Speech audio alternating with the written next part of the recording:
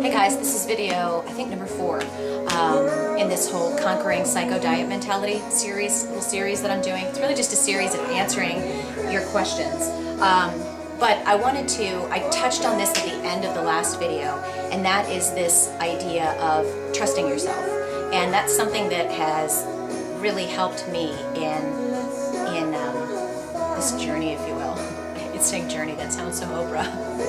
But you have to get to the point, and I finally have gotten to that point where you trust yourself.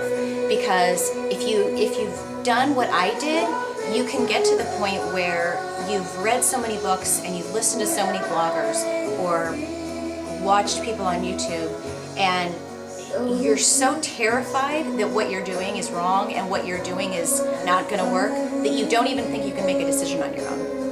You have to get to the point where you trust yourself. And honestly, this is probably the area, there's so many areas where my best friend Amy has made such an impact on my life, but this is one of them, because I remember just seeing in her this comfortableness, that's not even a word, but this level of comfort that she had with just saying, this is what I do, and this is what's working for me, and hey, I'm fine with it. And it was just, I was looking at her like, how come you're not freaking out? How come you're not flipping out about how many calories you had or what this?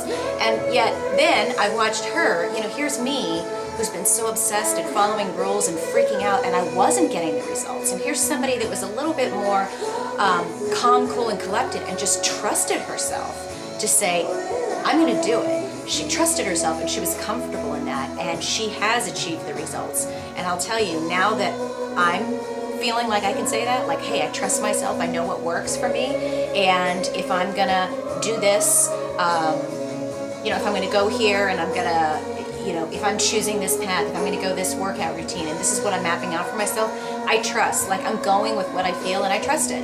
I don't need to constantly look and ask everybody else, do you think this is okay? Is this what I need to do? Oh, what does she say? Should I write, this person a letter and ask them? And that's what I used to do. And Jessica, you're probably laughing at this. Sherry, you're probably laughing at this, because that's what I did in 2009, which was my kind of nightmare year. I was constantly writing my friends, what do I do? How about if I do this? I'm gonna blah, blah, blah, blah, blah, and I, write it all out. This is what I'm gonna do for my workouts, this is what I'm gonna do. And I was copying everybody. And then I was asking everybody, what do you think about this? And I needed this validation or this approval that this was what I had set up. If I follow everything on here, this will be perfect. And I'm just not doing that anymore. You guys notice on my blog, I don't write out what I'm eating every day, because you know what? I'm not looking for approval. And I'm also certainly not trying to preach to anybody else. You should do what I'm doing, because what works for me in my life might not work for you. What works for my sister to get her lean probably won't work for me. We all have our own approaches.